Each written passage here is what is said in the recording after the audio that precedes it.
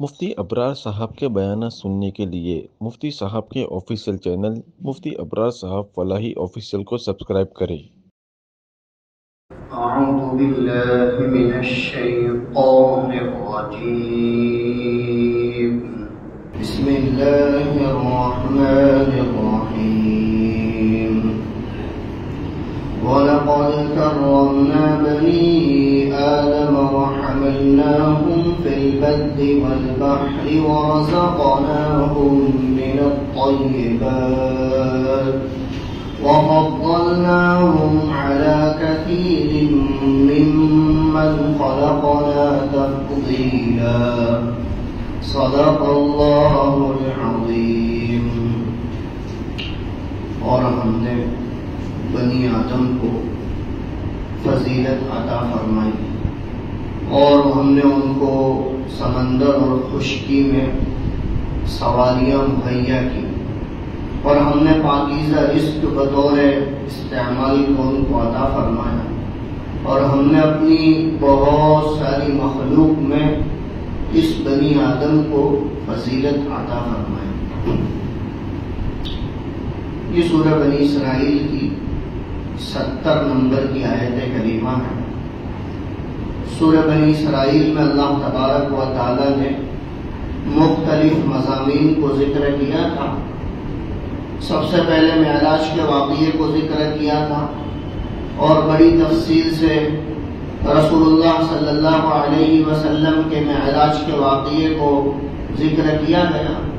اس کے بعد اللہ تبارک و تعالی نے مختلف چیزوں کو ذکر کیا، توحید کے متعلق کچھ باتیں ذکر کی، والدین کے ساتھ حسن سلوک کے متعلق کچھ باتیں ذکر کی، پھر اس کے بعد اللہ تبارک و تعالی نے قیامت کا کچھ تذکرہ کیا اور مختلف چیزوں کو ذکر کرتے ہوئے آخر میں اللہ تبارک و تعالی نے اس واقعے کو ذکر کیا کہ جب اللہ تبارک و تعالی نے آدم علیہ السلام کے پتلے کو تیار کیا اور فرشتوں کو اس کے سامنے سجدہ کرنے کا حکم دیا تو سارے کے سارے فرشتے سجدہ ریز ہو گئے سوائے ابلیس کے، تو اس نے سجدہ کرنے سے انکار کر دیا اور اللہ تبارک و تعالیٰ کے سامنے حجت بازی کرنے لگا، اللہ تبارک و تعالیٰ کے سامنے دلیل بیان کرنے لگا اور یوں کہنے لگا کہ جس مخلوق کو آپ نے مٹی سے پیدا کیا ہے وہ جو ہے وہ میں اس کو سجدہ کروں،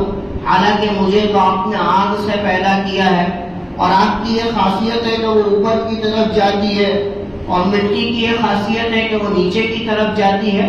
اس طرح کی باتیں ابلیس نے اللہ تبارک و تعالیٰ کے سامنے ذکر کی، جس کو اس رکوع کے آغاز میں اللہ تبارک و تعالیٰ نے ذکر کیا اور ابلیس کا مقولہ اور اس کی بات بھی ذکر کی، فرمایا ارأیتک ھذا الذی کرمت علیہ، ابلیس کہنے لگا کیا یہ وہی مخلوق ہے؟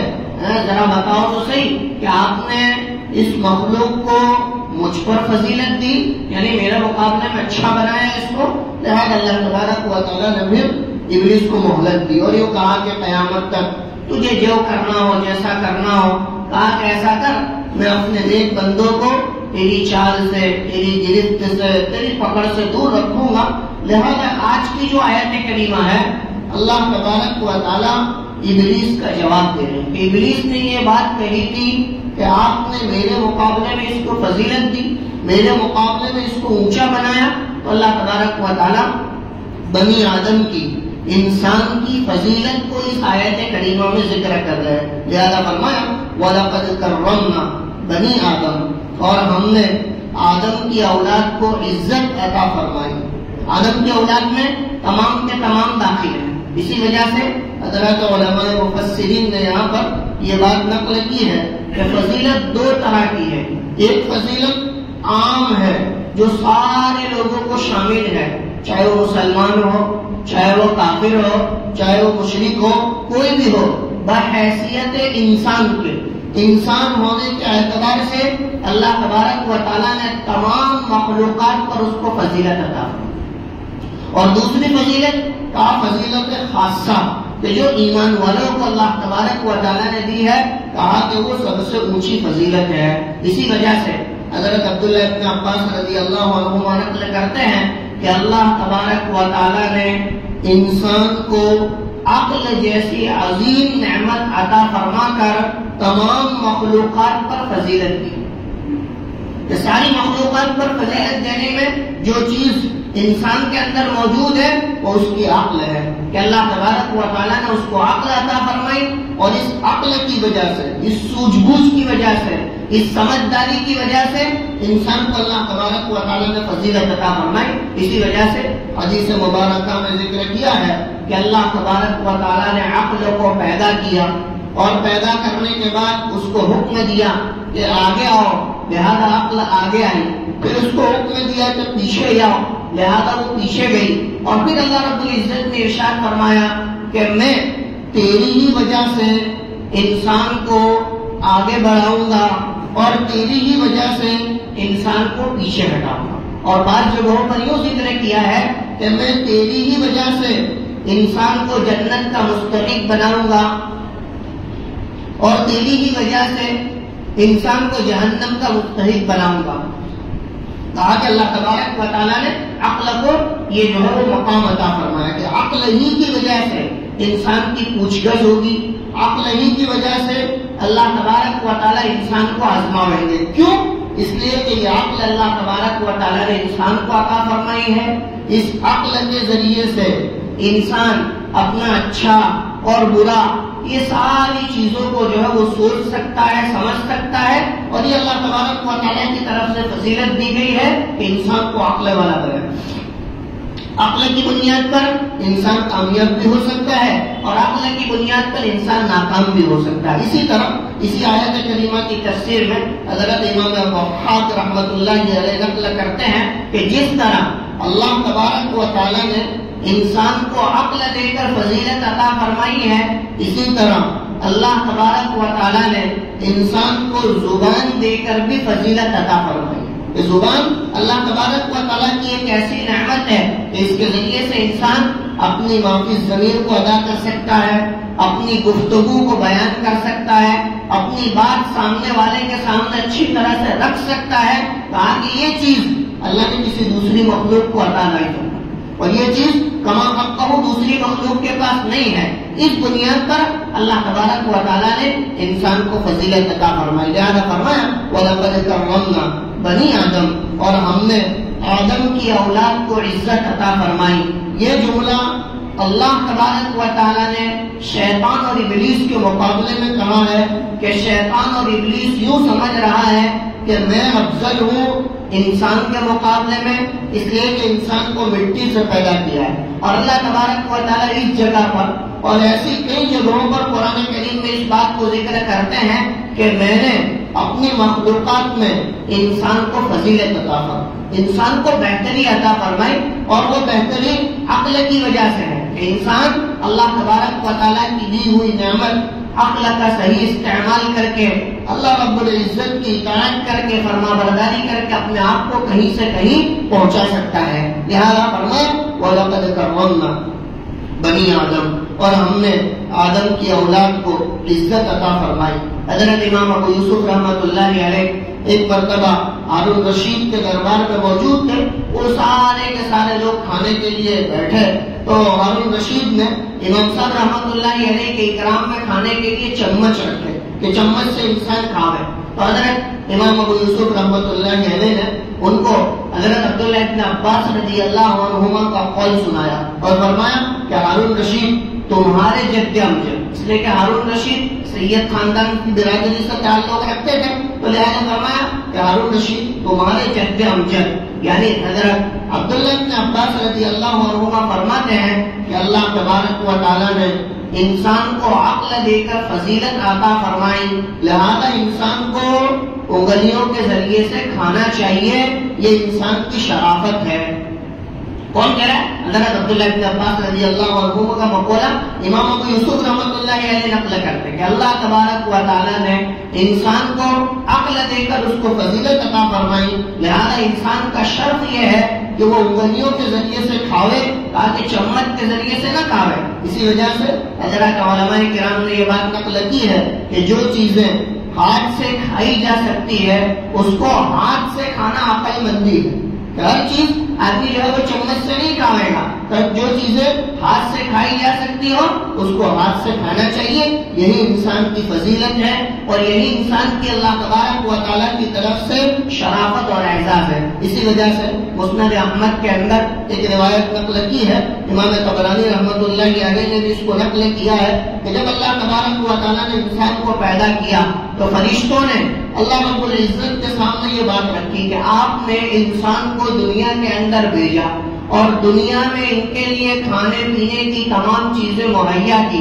یہ دنیا میں کھاویں گے، دنیا میں پیئیں گے، دنیا میں رہیں گے، تو لہذا آپ ان انسانوں کے لیے دنیا کو خاص کر دیجئے اور ہمارے لیے آخرت کو خاص کر دیجئے، اس لیے کہ ہم نہ کھاتے ہیں نہ پیتے ہیں، تو لہذا انسان کے لیے دنیا خاص ہو جاوے اور ہمارے لیے آخرت خاص ہو جاوے. تو اس کے جواب میں اللہ تبارک و تعالیٰ نے جو فرمایا، کیا میں اس ہستی پر تم کو فضیلت دوں جس کو میں نے اپنے ہاتھوں سے پیدا کیا.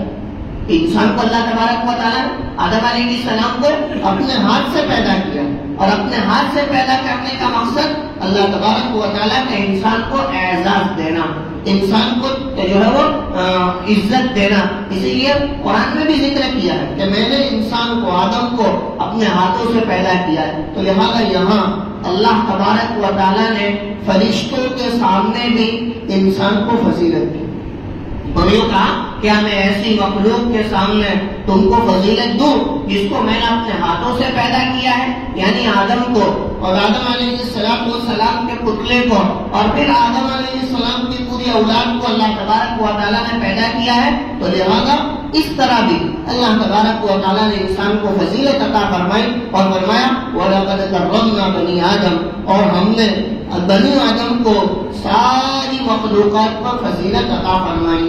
اس آیت کریمہ کے تحت حضرات علماء مفسرین نے یہ بات بھی نقل کی ہے کہ یہ فضیلت، یہ اعزاز، یہ شرافت اس وقت ہوگی جب انسان اللہ تبارک و تعالیٰ کے بنائے ہوئے قانون پر اپنے آپ کو چلا. انسان کو جو عقل دی ہے، جو جسم دیا ہے، جو صلاحیت دی ہے، جو تندرستی دی ہے، جو مال دولت اسباب دیے ہیں، یہ ساری کی ساری چیزوں کو انسان اللہ کے حکموں کے مطابق گزارے تو یہ اس کے لیے فضیلت کی چیز ہے. ورنہ اگر اللہ کی نعمتوں کو غلط جگہ استعمال کیا، اللہ تبارک و تعالیٰ کی دی ہوئی صلاحیتوں کو غلط جگہ استعمال کیا، جو عقل اللہ نے انسان کو دی ہے اس عقل کے ذریعے سے گناہوں کے اندر ملوث رہا تو پھر وہ شرافت اور فضیلت اس کو حاصل نہیں ہوگی جو اللہ تبارک و تعالیٰ نے دی ہے. لہذا انسان اگر شرافت حاصل کرنا چاہتا ہے، عزت حاصل کرنا چاہتا ہے تو اپنی دی گئی ساری نعمتوں کو اللہ کے حکموں پر گزارنے کی کوشش کرے، اللہ کے حکموں کے مطابق بنانے کی کوشش کرے. تو کہا کہ یہ اعزاز ہے. لہذا فرمایا وَلَقَدْ كَرَّمْنَا بَنِي آدم، اور ہم نے آدم کی اولاد کو فضیلت عطا فرمائی. یہ فضیلت ایک ایسی فضیلت ہے کہ جو اللہ تبارک و تعالیٰ نے انسان کو عطا فرمائی کہ اللہ نے اس کو بہترین عقل دی، بہترین نظام دیا ہے کہ اللہ تبارک و تعالیٰ نے انسان کو ایسا بنایا ہے کہ وہ اپنے ہاتھ سے لقمہ اٹھاتا ہے، اپنے منہ تک پہنچاتا ہے اور پھر اس کو کھا کر چبا کر استعمال کر کے اپنے پیٹ میں اتارتا ہے. اللہ کی دوسری مخلوق کے اندر یہ چیزیں نہیں ہیں کہ وہ اس طرح کھاوے یا اس طرح رہے. اس بنیاد پر اللہ تبارک و تعالیٰ فرماتے ہیں وَلَقَدْ كَرَّمْنَا بَنِي آدم، اور ہم نے آدم کی اولاد کو فضیلت عطا فرمائی. وَحَمَلْنَاهُمْ فِي الْبَرِّ وَالْبَحْرِ، اور ہم نے ان کو سمندر اور خشکی پر سواریاں مہیا کی. یہ اللہ تبارک و تعالیٰ کی نعمت ہے. اتنے بڑے بڑے سمندروں کے اوپر جہازوں کا چلنا، کشتیوں کا چلنا اور اس کے اوپر اللہ تبارک و تعالیٰ کی مشیت اور اجازت سے ایک جگہ سے دوسری جگہ سامان کا منتقل ہونا، اور اسی طرح انسانوں کا جو ہے وہ سواریوں پر سوار ہونا اور سواریوں کا اللہ تبارک و تعالیٰ کی طرف سے مسخر کرنا، یہ سب اللہ کی نعمتوں میں سے.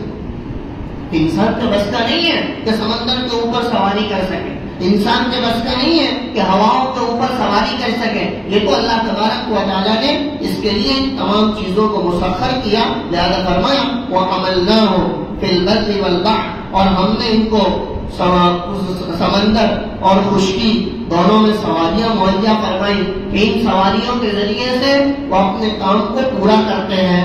اپنے کام کاج کو درست کرتے ہیں. آگے فرمایا وَرَزَقْنَاهُم مِّنَ الطَّيِّبَاتِ، اور ہم نے ان کو کھانے کے لیے بطور رزق کے پاکیزہ چیزیں عطا فرمائیں. انسان کو اللہ تبارک و تعالیٰ نے جو نعمتیں کھانے کے لیے دی ہے وہ پاکیزہ ہیں. اور مخلوق کہا کہ ہر مخلوق اپنے اپنے اعتبار سے کھاتی ہے.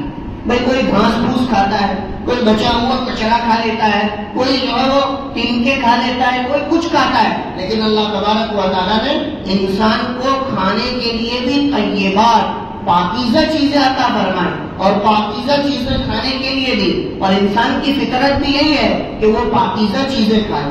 یہ تو اب جو ہے وہ مغربی تہذیب اتنی عام ہو گئی کہ انسان پاکیزہ چیزیں کھانے کو چھوڑ کر گندی چیزوں کو، سڑی ہوئی چیزوں کو، جو جسم کو نقصان پہنچاوے ایسی چیزوں کو استعمال کرنے لگا ہے. ورنہ اللہ تبارک و تعالیٰ نے انسان کی طبیعت اور فطرت وہ بنائی ہے کہ انسان پاکیزہ چیزوں کو کھانے کو پسند کرتا ہے اور پاکیزہ چیزیں کھاتا ہے. اسی وجہ سے کوئی سڑی ہوئی یا خراب چیز انسان کھانے کو پسند نہیں کرتا. یہاں تک کہ وہ برتن جو گندا ہو تو کہا اس گندے برتن کے اندر بھی کھانے پینے کو پسند نہیں کرتے. برتن بھی اچھا ہونا چاہیے. یہاں تک کہ جس دسترخوان کے اوپر وہ کھانے کے لیے بیٹھتا ہے وہ بھی صاف ستھرا ہونا چاہیے. اسی لیے رسول اللہ صلی اللہ علیہ وسلم فرماتے ہیں کہ حضور علیہ السلام جو ہے وہ چمڑے کا دسترخوان بچھاتے تھے اور وہ دسترخوان بھی صاف ستھرا ہوتا تھا، گندا میلا کچیلا نہیں ہوتا تھا. لہذا معلوم ہوا کہ انسان کی طبیعت اور فطرت کھانے کے اندر بھی پاکیزہ ہے کہ ایسی چیز کھاوے کہ جو ٹھیک ٹھاک ہو، پاکیزہ ہو، جو انسان کے جسم کو فائدہ پہنچاوے. ایسا نہیں ہے کہ انسان جو بھی کھا لے وے، جیسا بھی کھا لے وے، جو مل گیا وہ کھا لیا. کہ نہیں، انسان طیبات میں سے کھاتا ہے، پاکیزہ چیزوں میں سے کھاتا ہے جو اللہ تبارک و تعالیٰ نے بطور رزق کے عطا فرمائی. اور جو چیزیں بطور رزق کے عطا فرمائی ہے انسان وہ کھاوے گا، اس کے جسم کے اعتبار سے بھی مفید ہے اور اس کی روحانیت کے اعتبار سے بھی مفید. اور جن چیزوں کو اللہ تبارک و تعالیٰ نے منع کیا ہے ان کے کھانے سے اس کے جسم کے اعتبار سے بھی نقصان ہے اور اس کی روحانیت کے اعتبار سے بھی نقصان ہے. جیسا کہ اس سے پہلے بھی ایک مرتبہ ذکر کیا کہ اللہ تبارک و تعالیٰ نے انسان کو اس بات کا حکم دیا ہے کہ جانور کو ذبح کرے تو کہا کہ ذبح کرنے کے بعد اس کی 3 رگوں کو کاٹنے کے بعد اس کو چھوڑ دے تاکہ وہ ٹھنڈا ہو جائے. اور ٹھنڈا ہونے کا مقصد کیا ہے کہ اس کے بدن کا سارا خون نکل جائے، بہتا ہوا خون سارا کا سارا باہر نکل جائے. اس لیے کہ انسان کو خون کے کھانے سے، خون کے پینے سے منع کیا. اب یہ بات شریعت نے کہہ دی کہ انسان جانور کو ذبح کرے گا اور ذبح کرنے کے بعد اس کو چھوڑ دے گا تاکہ بہتا ہوا خون نکل جائے. اب ان لوگوں نے ریسرچ کی، سائنس نے ریسرچ کی، تو لہٰذا انہوں نے یہ اندازہ لگایا کہ ان کی شریعت کے اندر ایسا کیوں ہے کہ بہتا ہوا خون، یعنی جانور کو اس طرح کیوں چھوڑ دیا جاتا ہے تاکہ یہ خون نکل جائے. تو لہٰذا یہ چیز ان کی جو ہے وہ پڑھائی میں، ان کے سوچ میں، ان کی جو ہے وہ ہسٹری کے اندر آئی کہ یہ بہتا ہوا خون اگر جانور کے بدن کے اندر رہ گیا اور پھر اس نے استعمال کر لیا انسان نے تو اس کو بہت ساری بیماریاں ہونے کے اندیشے ہیں. یہاں تک کہ کینسر جیسی بیماری بھی اس بہتے ہوئے خون کے بدن میں رہ جانے کی وجہ سے ہوتی ہے. تو لہذا شریعت انسان کو پاکیزہ کھانے کا جو حکم کرتی ہے اس کا سب سے بڑا مقصد انسان کی جسمانی راحت ہے کہ اللہ تبارک و تعالیٰ اس کے ذریعے سے بندے کو جسمانی راحت عطا فرمانا چاہتے ہیں. اس وجہ سے ایسی چیزوں سے منع کیا. اسی وجہ سے ہمیں مردہ کھانے سے منع کیا گیا کہ کوئی جانور جو حلال ہے، مر چکا اپنی طبعی موت، تو انسان نہیں کھائے گا. یہاں تک کہ مچھلی جو سمندر میں ہوتی ہے وہ بھی اگر اپنی طبعی موت مر چکی ہے، اپنی موت مر کے وہ اوپر آ چکی ہے تو شریعت اس کو بھی کھانے سے منع کرتی ہے کہ سمک طافی جو مچھلی اپنی اصلی موت مر چکی ہے اس کا کھانا بھی جائز نہیں ہے. وجہ اس میں یہی ہے کہ یہ ساری چیزیں کھانے سے انسان جسمانی اعتبار سے بیماریوں کا شکار ہو جاتا ہے اور اللہ تبارک و تعالیٰ یہ چاہتے ہیں کہ انسان اچھی غذا کھاوے تاکہ اس کا جسمانی اعتبار سے بھی اچھا اور تندرست رہنا ہو اور روحانی اعتبار سے بھی ہو. لہٰذا فرمایا وَرَزَقْنَاهُمْ مِنَ الطَّيِّبَاتِ، اور ہم نے ان کو طیبات یعنی پاکیزہ چیزیں بطور رزق کے عطا فرمائی. وَفَضَّلْنَاهُمْ عَلَىٰ كَثِيرٍ مِّمَّنْ خَلَقْنَا تَفْضِيلًا اور ہم نے ان کو اپنی بہت ساری مخلوق میں جن کو ہم نے پیدا کیا ہے فضیلت عطا فرمائی.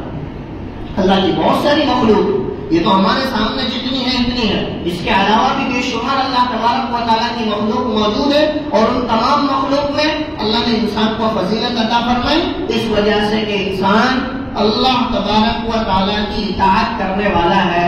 اور انسان میں اللہ نے دونوں مادے رکھے ہیں کہ شر بھی ہے اور خیر بھی. فرشتے تو ان میں صرف خیر ہی خیر ہے، لہذا وہ عبادت کی طرف مائل ہے، اور انسان خیر اور شر دونوں کا جو ہے وہ مجموعہ ہے، لہذا اس کے اندر یہ ساری چیزیں رکھی تاکہ خیر کی طرف آگے بڑھے اور اللہ کی اطاعت کی طرف آگے آئے.